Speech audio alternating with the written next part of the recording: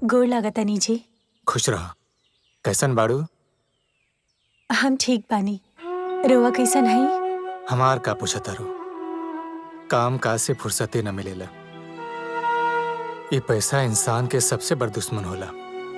एके कमाए खातिर इंसान अपन परिवार से दूर रहेला, न तो कवन अपन परिवार से दूर शहर में रह के चाहेला। रोवा के तो हम कितना बार कहले हई कि रोवा इहे आ जाए और यहाँ आके थोड़ा बहुत काम धंधा ढूंढ ली और 2 रुपया कम कमाई तो एमे कौन बड़का बात बा बताई।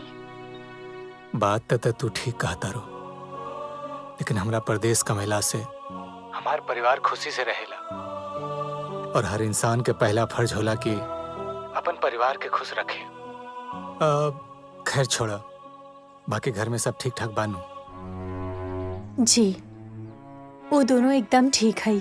कविता, हम बहुत खुशनसीब बाने कि तोहरा जैसन मेहरारू हमरा के मिलल, जे हमरा माई बहन के खुशी से रखेले।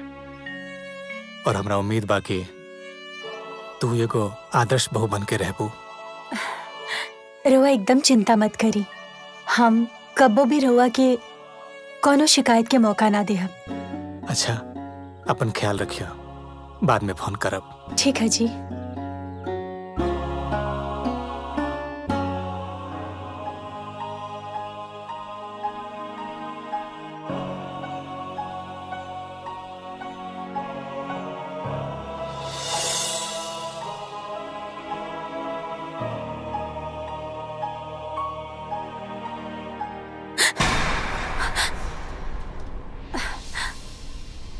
अरे आयरन हो गेल का? जला देलस ना? ना ना बबनी, पता ना कैसे, लेकिन शायद गरम होखला की वजह से जल गई। तू हमार इतना महंगा कपड़ा जला दिहलू? हाँ, हम सब जाना तनी तू जानबूझ के कैलू है ना? तोहर आँख के काटा भइल बानी हम। का भइल भगनी? ये देखा, हमार इतना महंगा साड़ी जला दिहलसी। रुका, हम माई के बुलाओ तनी। माई, माई। दीदिया, अरे चिल्लावा मत, आज हम एकर इलाज करब। देखा, ये हमार साड़ी जला दिया इतना महंगा। तोहर इतना हिम्मत हो गई बारे? हाँ, तो हमार बेटी के इतना बड़ नुकसान कैली। हाँ, देखा हम कैसे सिखावा तनी।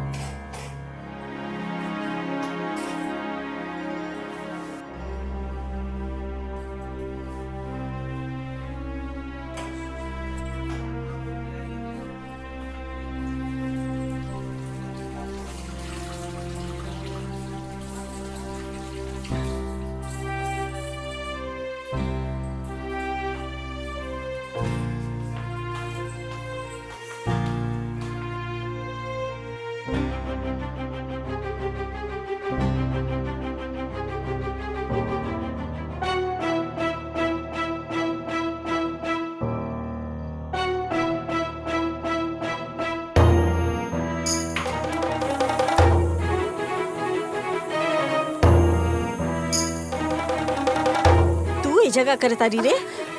अरे माई, हम तो आराम से सुतर रहनिया, अब फिर अजीब तरीका के दुर्गंध आवे लागल हमके। दुर्गंध? कुछ महकत नहीं क्या कम आई तोहरा के?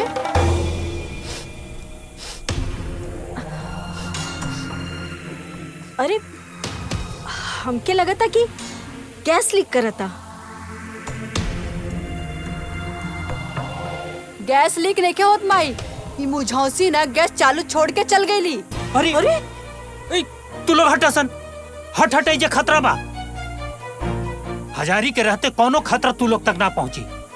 हजारी मरते दम तक की खतरा से लड़ी। ए भैया, 1 मिनट, केहू गैस बंद ना करी। अब भैया हम बुलावता नहीं। अरे आ मुझौसी। हाँ माँ जी, आवता नहीं। अरे जी जी माँ जी। जी मौजी के बच्ची, एगो बात ना सच सच बतावा हमरा के, ई गैस तू जानबूझ के खुला छोड़ के गईलू हा ना? हाँ, त ताकि ई गैस में हमनी के जल के मर जावल जा और तोर पोरा का पूरा रास्ता साफ हो जाए। ना अम्मा जी, रोवा ऐसा काहे कहा तनी बताई। हमार सास आई जो हमार माई समान। हम तो ऐसा सपने में भी ना सोचिनी कि हम गैस चालू करके अपन पूरा परिवार के मार दे। अच्छा तो ये फिर गैस चालू करके तू हमरा हमने सबके बचावत रहलू है का? हाँ तू हर ना सारा तिरिया चरित्र जाना तनी हम अच्छे से। गुड़िया ऐसा मत बोला। हमके बहुत अच्छा से याद बा कि हम गैस बंद करके ही गए रहनिया। तो फिर ये गैस अपने आप चालू हो गई? हाँ अपने आँख से देखनी हम आई। हाँ अरे किचन साफ करके गई लिया और गैस चालू छोड़ के भाग गई लू ताकि ये गैस पीछे से जरी और हमनी सब एक के साथ निपट जाये। बबनी ऐसा अपशगुन मत बोला। तू काहे झूठ बोला ताड़ू? हाँ क्या बोला तारू? हाँ हम झूठ बोला तानी? तू बड़का हरिश्चंद्र के बेटी भइल बड़ू का? हाँ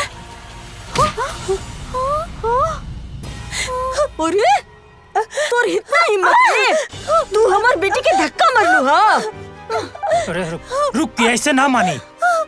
ये ऐसे ना मानी, रुक। पकड़ एकरा के। ये ऐसे ना। छोड़ दी हमरा के। रुक अभी। छोड़ दी अम्मा जी। छोड़ दी अम्मा जी। समझ में आई। अब एको बात ना ध्यान से सुन।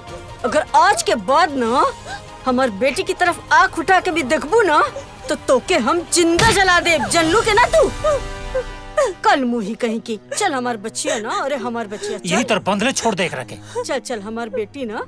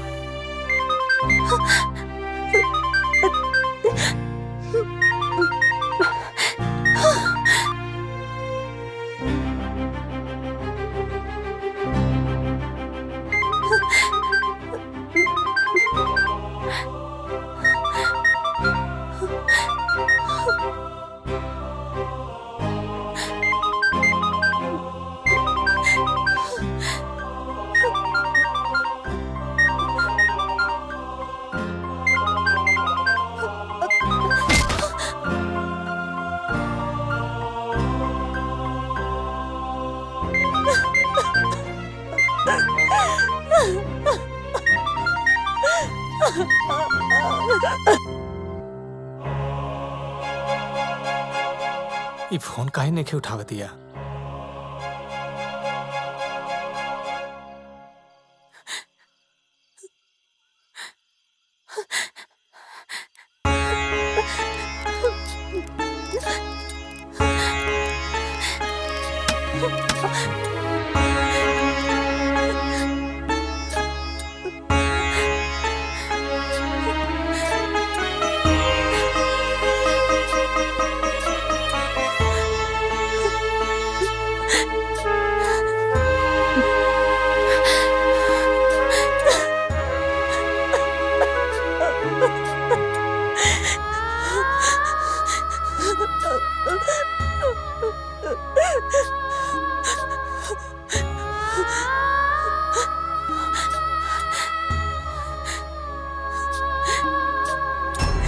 मामा जी हमारा हाथ खोल दी ना।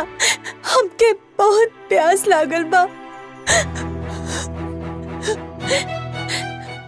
खोल दी ना मामा जी। मामा जी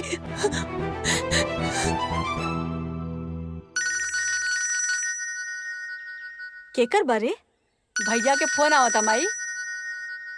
ओह हाँ हेलो। भाई प्रणाम।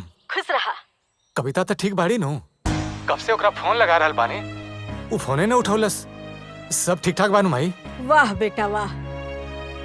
तू आज साबित कर देला ना कि बिया भइला के बाद ना बेटा माई के ना रह जाला। अरे फोन करके एक बार माई के बारे में ना पूछ सकत रहला हा, तुरंते कहता कि मेहरारू कैसन बिया।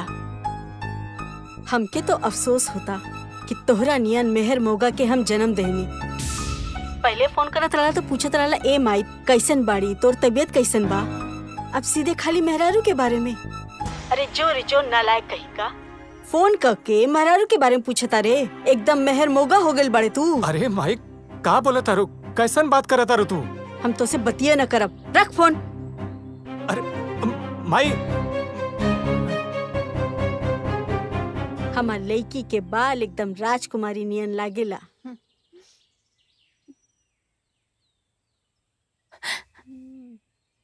अम्मा जी हमार हाथ खोल दी ही ना, हमके बहुत प्यास लागल बा।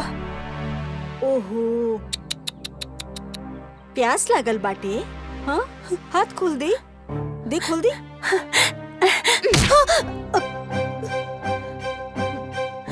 बड़ी अली हाथ खुलाए वाली। हाथ खुलावे के बाना तो चुपचाप ना पहले हमार बेटी के पैर में गिर के नाक रगड़ के माफी मांग, तो हाथ खोल दे। ताकत का बड़ी रे, कहनी है ना माफी मांग,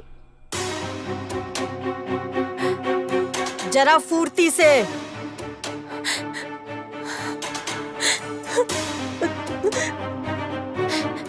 अब आगे से ऐसा गलती कबो ना हुई।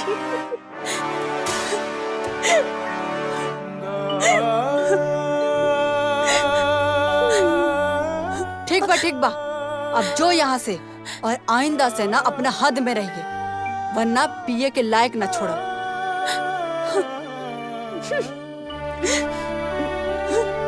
चल टेसो मत चिवावा, जा बैठ के चुपचाप जो जाके खाना बनावा। चल निकल यहाँ से,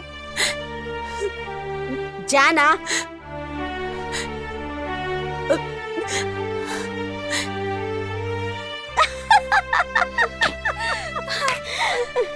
प्यास लगल वो।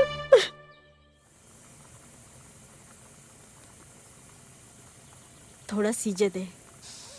ए दीदिया, पहले तू सेब खो, फिर खाना बनाइए। काहे कि भूखे पेट अगर चक्कर खा के गिर गईले तो हम केकर सहारे जियब? हमर एकलौती दीदिया बड़ू, जिए के आधार। इले खो खो खो।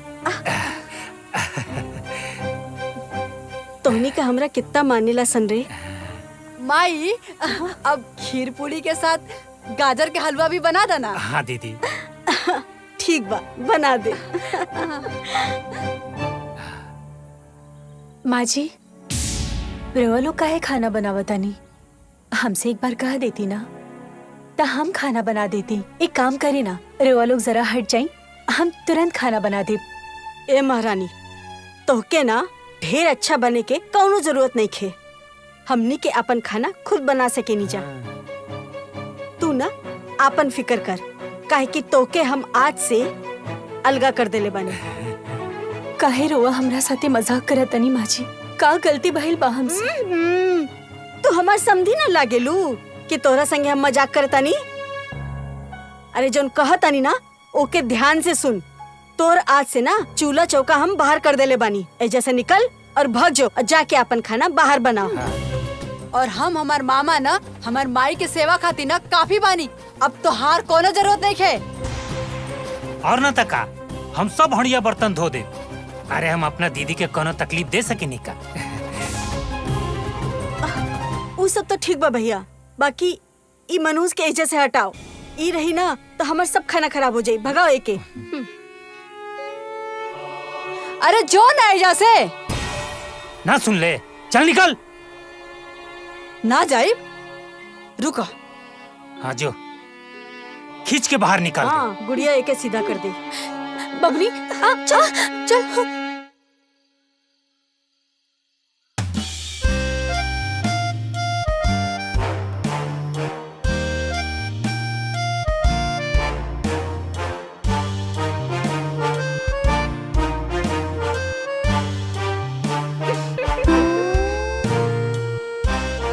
अरे मामा तनी आराम से खा, खाना भागल लिखे जात। अरे भगनी, इतना लजीज खाना 1 साल बाद मिलल बा, हमरा के खाए दे, डिस्टर्ब मत कर।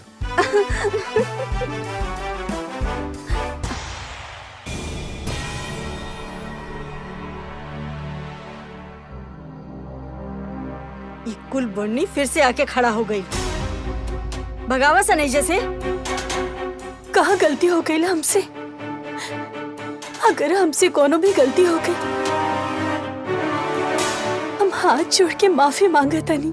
रउआ का हफ्ता हम पैर भी पड़ ले, लेकिन हमरा साथे ऐसा फर्क मत करी अम्मा जी, ना तो उनका के पता चली तो उनके बहुत दुख हुई।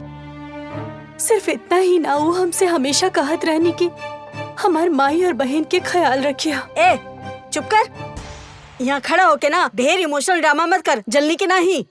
तो के हम एक बार कह चुकनी ना कि हम तो के ई घर से अलगा कर चुकल बानी। अब के का सोचेला के ना सोचेला ना, ओसे हमके कुछ फर्क ना पड़ेला। अलगा कर देनी मतलब कर देनी, निकल यहाँ से। हाँ ना, तू देखत बाड़ू ना माई, तोरा से के तरह बतिया जैसे कुंदन भैया के पता लागी उनके कितना तकलीफ हुई। अरे वो कोनो श्रवण कुमार बने का, दिन भर मेहरारू के फोन करेले। अरे माई के हाल चाल के कब खबर लवेले। अरे हमके तो अफसोस होता कि हम ऐसा मेहर मोगा के जन्म देनी। अरे खाना में नजर मत लगाओ, खाए दे। देख, हम तो के ई घर से अलगा कर चुकल बानी, तो बेहतर होई ई घर से निकल और जाके अपन खाना अलगा बनावा। एक बात फिर से सुन ला, हमके ना तोर जरूरत बाटे और ना तोर मर्द के जरूरत बाटे। हमरा खातिर ना हमार बेटी और हमार भाई बहुत बड़ा सन। चल भागे जैसे। अरे खाए दा।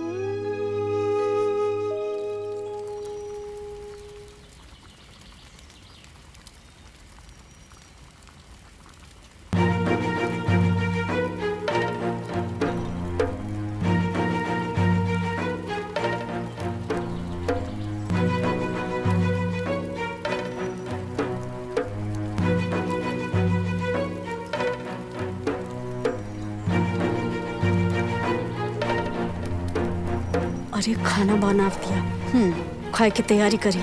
चलो हमनी के कुछ करे के पड़ी। चलो चलो।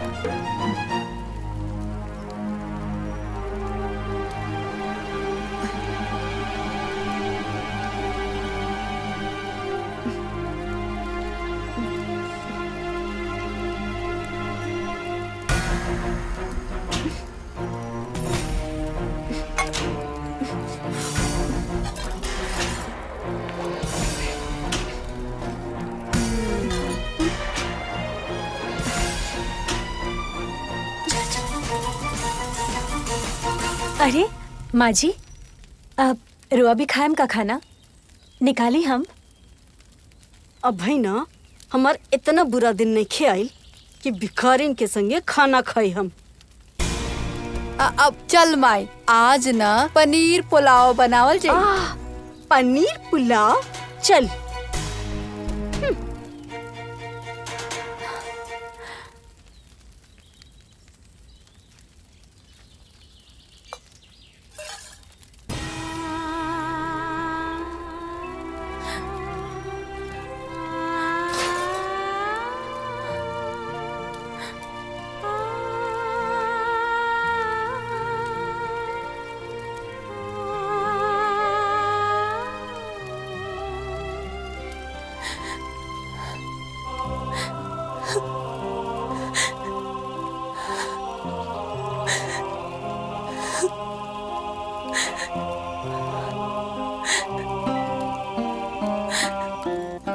ए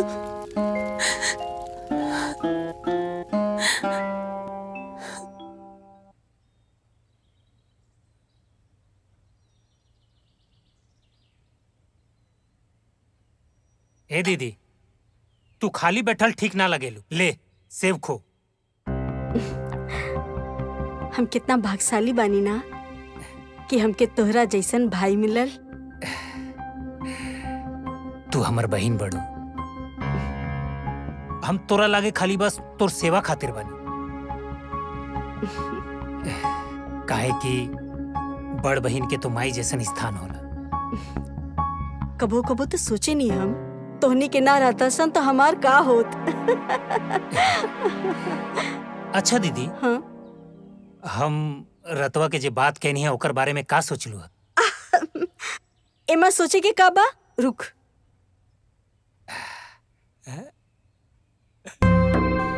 हाइला पूरा 2 लाख रुपया रख, खूब मन लगा के अपन बिजनेस कर, और भविष्य में भी कोनो जरूरत होखे तो निसंकोच होके मांग लिहा, समझिया मत। अरे ई कुल हमार संपत्ति तोर और बेटी खातिर ना बा, बाकी दूसरा के हमार संपत्ति पे कोनो हक नहीं खे।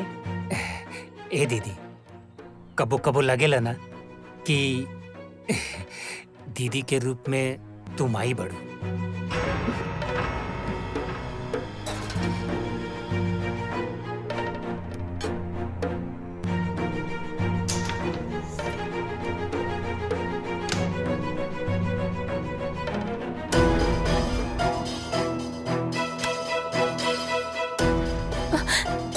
बबुनी, बबुनी,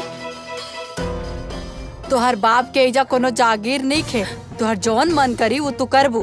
ऐसन मत करी बबुनी। 2 दिन से हम कुछ नहीं खइले। तनी हमरा ऊपर रहम करी, दया करी।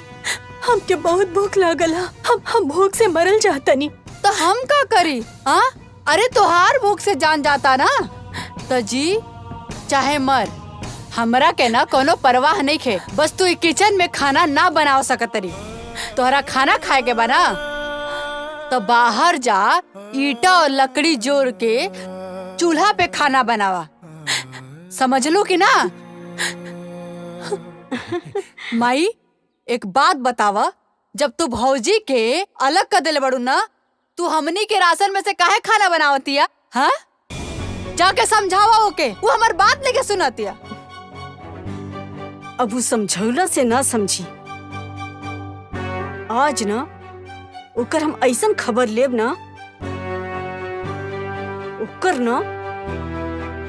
ओकर हिसाब करके रहब। अरे दीदी, ए दीदी, ए दीदी का भाई? अरे ए दीदी, माई, अरे का भाई? माई, माई, भाई,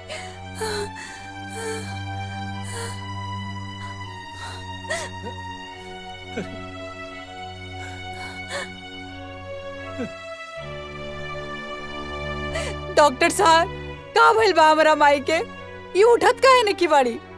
तोहरा माई के पैरालिसिस हो गइल बा और ये शायद 2-3 महीना बाद ही उठ सकी हैं। माई, दीदी देखा, तू लोग रोआ मत। इनकर विशेष ख्याल रखे की जरूरत बा। समय समय पर दवा देना है और साफ सफाई पे बहुत ज्यादा जरूरी बा ध्यान देवे के। भगवान चाहिए तो जल्दी ठीक हो जाई हैं। दीदिया, अच्छा हम चलब, हमारे लिए 2000 रुपया फीस दा।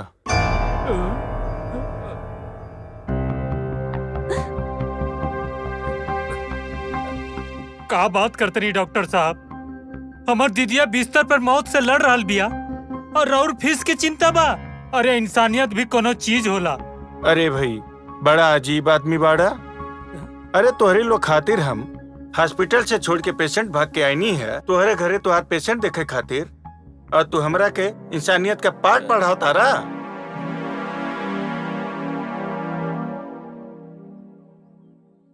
लावा फीस लावा। Thank you. जी। और इनका ध्यान रखिए।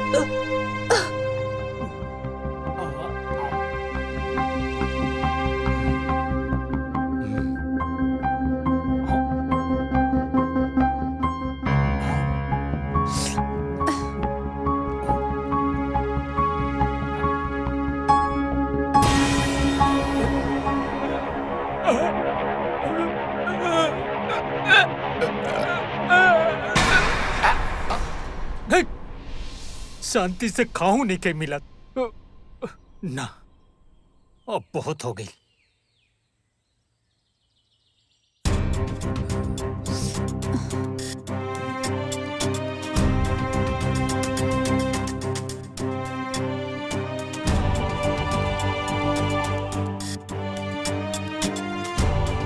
ए भगिनिया, तोर मामी के बड़ी तबीयत खराब बा, हमरा जाए के पड़ी।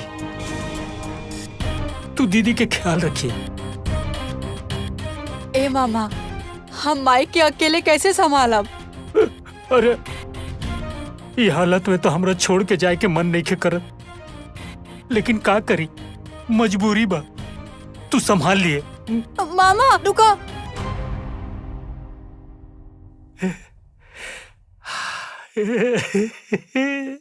भाग हजारी भाग, अब हरियर पेड़ सुखा गई।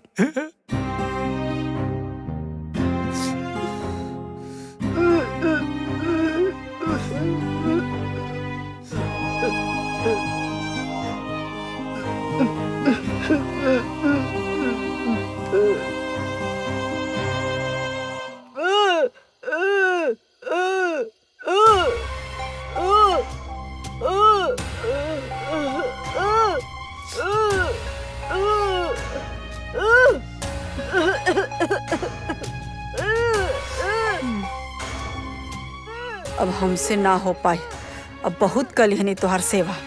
अब हमबू जातनी अपन ससुराल, अब तू अपन सेवा बहू से कराला। माई,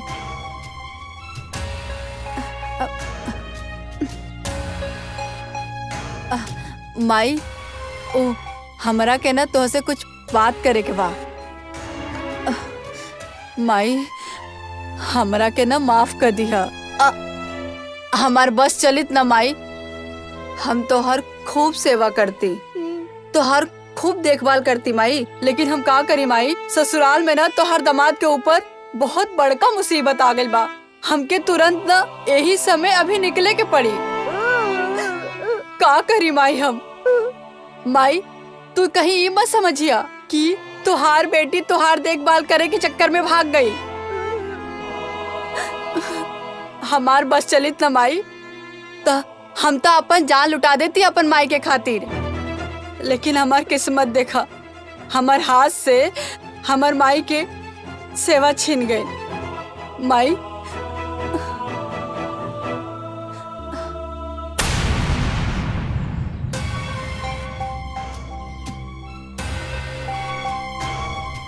माई, तू अपन ध्यान रखिया, हम का करी माई, हमरा के जाए के पड़ी, बहुत जरूरी बा।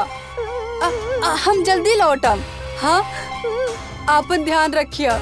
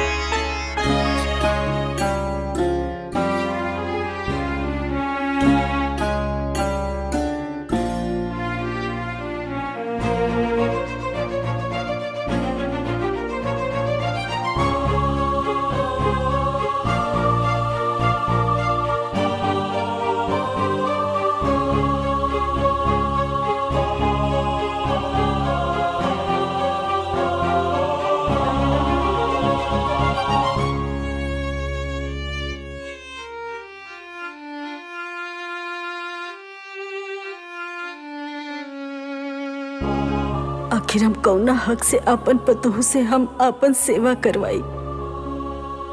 हम आखिर कौन नेक कर्म कैले बानी जो हम अपन पतोह से सेवा ली?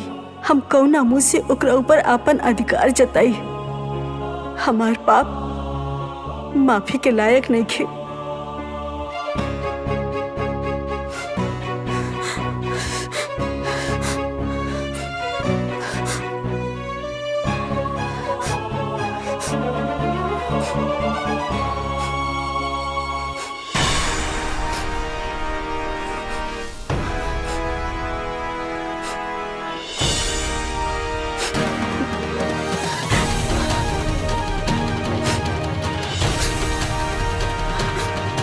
हमके माफ कर दिया दुल्हन, हमके माफ कर दिए।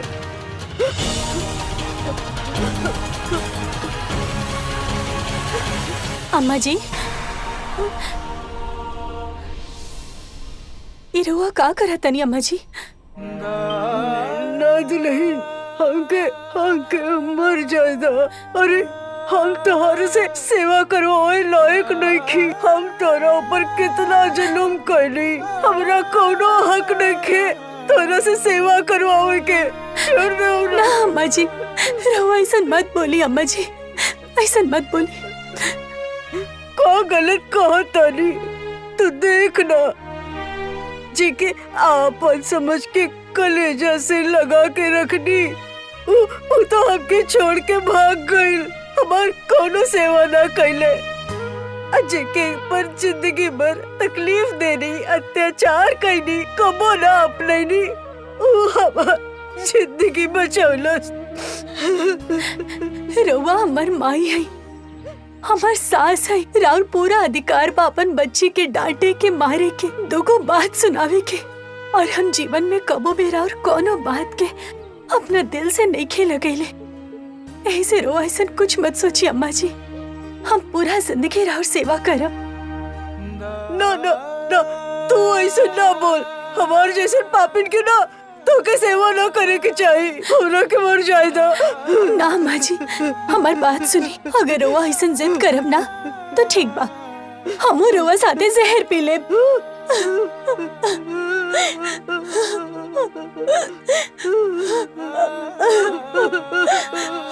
अम्मा जी,